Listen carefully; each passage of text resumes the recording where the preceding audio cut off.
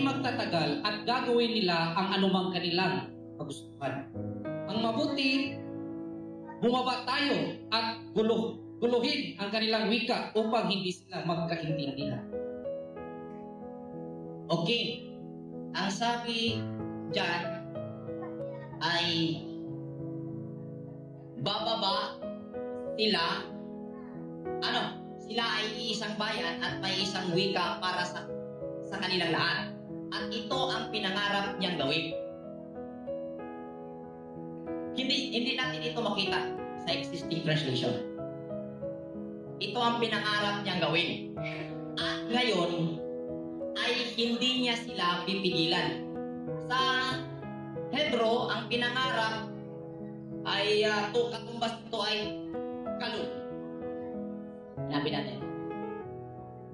Ito. Hakilam. Na kung saan, pag ito'y ating i-translate, dreams. Wala tayong makitang dreams sa existing translation. So, ang nangarap dito, at ito ang pinangarap, ang nanaginip ay ang sangkatauhan. Pero sa existing translation, wala ito. Ang pinangarap nila, yun na yung pupunta sila sa silangan.